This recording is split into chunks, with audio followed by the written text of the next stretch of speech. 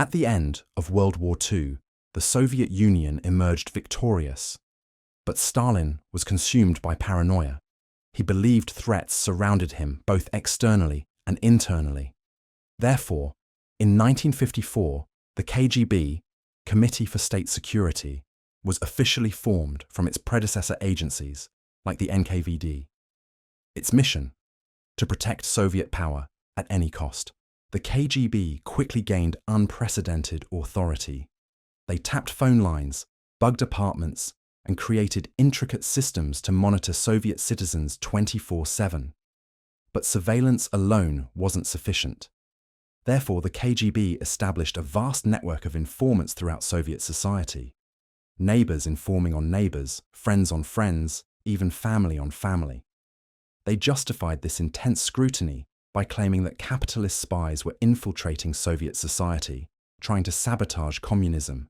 But soon, the KGB faced a new challenge: dissidents.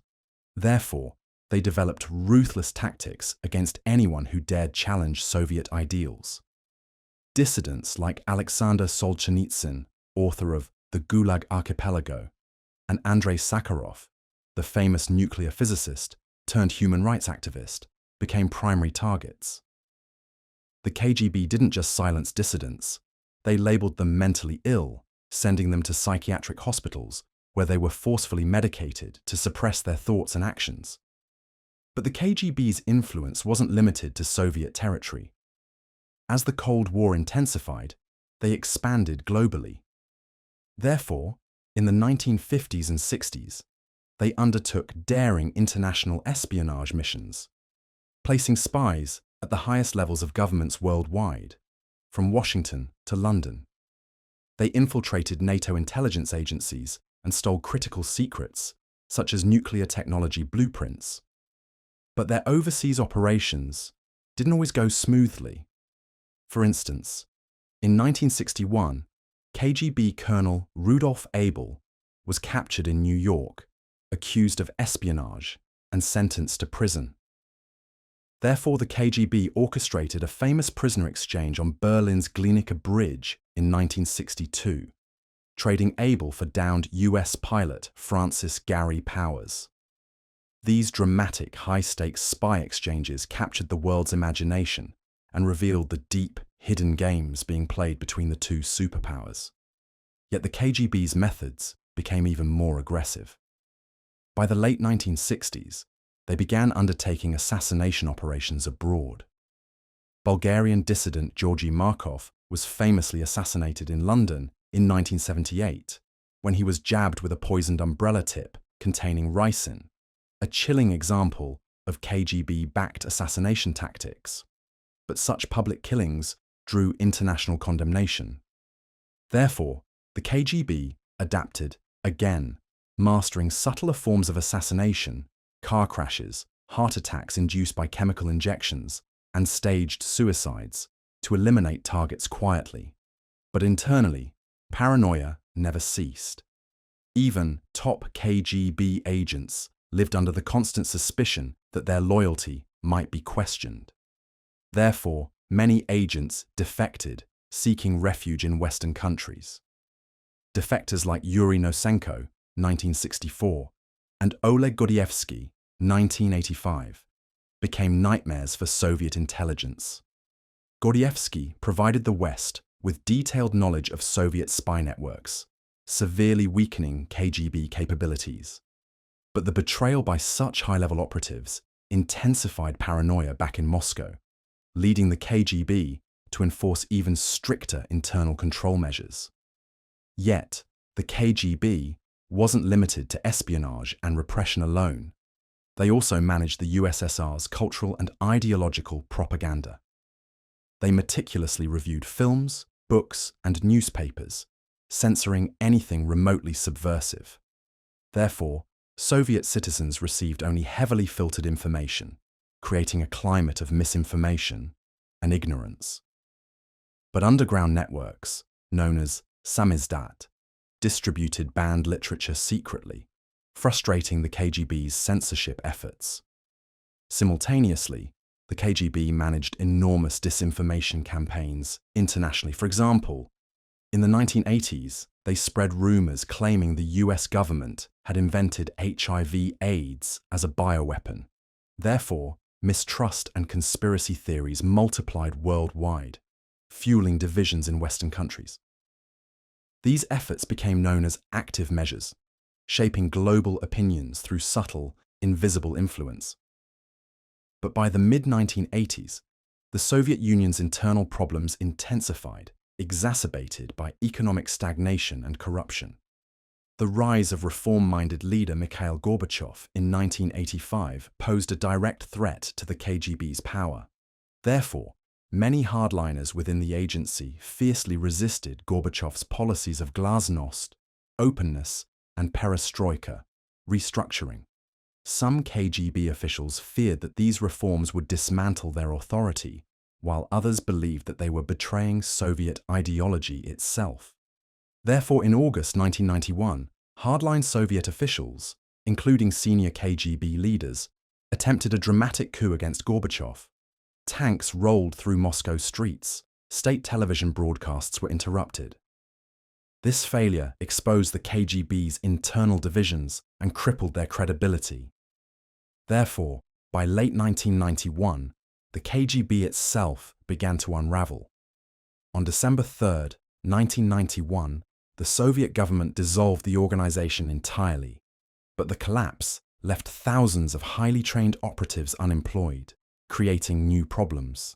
Therefore, many former KGB agents quickly reorganized into new intelligence organizations, notably Russia's Federal Security Service (FSB), carrying forward many KGB practices into the post-Soviet era. But beyond official transformations, the KGB's legacy also lives on culturally.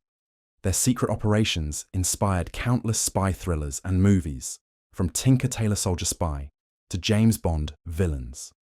The shadowy reputation of the KGB remains iconic, an enduring symbol of espionage, paranoia, and Cold War intrigue.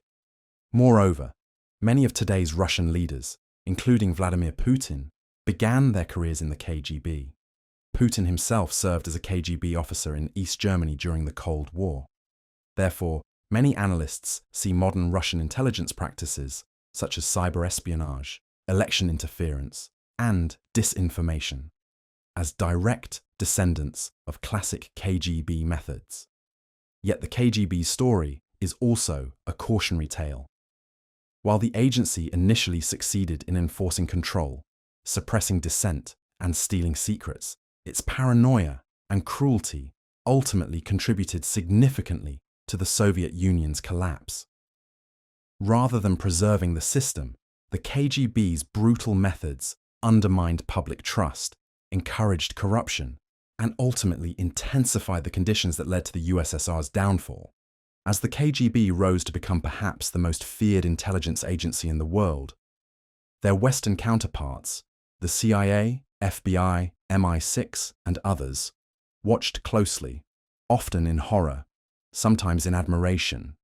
The CIA in particular viewed the KGB as its most formidable opponent, respecting the Soviet spycraft but despising its ruthless methods. CIA operations regularly studied KGB tactics to defend against them, but their agents privately admitted how impressive and frightening KGB infiltration strategies could be. British MI6 agents referred to the KGB as their ultimate challenge, crafting elaborate counterintelligence plans specifically designed to stop KGB penetration. Yet, despite their best efforts, several high-profile KGB infiltrations, including the Cambridge spy ring, showed that even MI6 wasn't immune from the Soviet agency's sophisticated techniques. Therefore, the KGB's shadow loomed over every intelligence operation during the Cold War, influencing the practices, paranoia, and defensive strategies of agencies worldwide. After the USSR's collapse, the KGB officially ceased to exist, but it wasn't gone entirely. Therefore, in Russia, many former KGB operatives quickly regrouped, founding new agencies such as the Federal Security Service, or FSB, Under President Vladimir Putin, a former KGB officer himself, the FSB inherited much of the KGB's DNA. Modern espionage operations, disinformation campaigns, and cyber attacks widely attributed to Russia today bear striking resemblances to classic KGB methods, proving the old agency's influence remains deeply ingrained in contemporary Russian security policies. In contrast, America's FBI and CIA evolved partly in reaction against the KGB's oppressive reputation. FBI counterintelligence divisions were shaped significantly by KGB operations, adopting more sophisticated surveillance techniques and methods to counter espionage. But unlike the KGB, they were constrained by laws, transparency, and democratic accountability, principles the KGB routinely disregarded.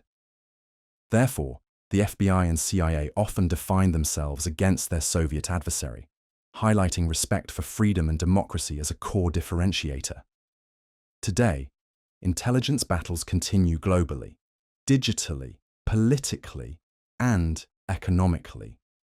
Espionage has adapted to cyberspace, with Russian FSB hackers and American intelligence agencies conducting sophisticated cyber operations that echo Cold War spy games. The KGB's legacy thus continues not just in Russia, but across the intelligence world, serving both as a cautionary tale and a powerful inspiration. Ultimately, understanding the KGB's complex history, its impressive espionage tactics, ruthless oppression, and eventual self-destruction isn't just a study in Soviet history. It provides crucial lessons for today's intelligence and security professionals worldwide, a stark reminder of how powerful and dangerous secret intelligence can be when unchecked by ethics, transparency, and accountability. Yet the KGB's story is also a cautionary tale. While the agency initially succeeded in enforcing control, suppressing dissent, and stealing secrets, its paranoia and cruelty ultimately contributed significantly to the Soviet Union's collapse. Rather than preserving the system, the KGB's brutal methods undermined public trust, encouraged corruption, and ultimately intensified the conditions that led to the USSR's downfall. Therefore, looking back, the KGB's history teaches crucial lessons about power, paranoia, surveillance, and freedom. It demonstrates vividly how a state can weaponize fear against its citizens, but also how such practices inevitably erode from within. Ultimately, the KGB's dramatic rise and even more dramatic fall remind us that while espionage and repression can maintain power temporarily, they sow the seeds of their own destruction. Paranoia breeds more paranoia, control breeds resistance, and surveillance breeds resentment. Forces that no secret police agency, no matter how powerful, can ever fully suppress.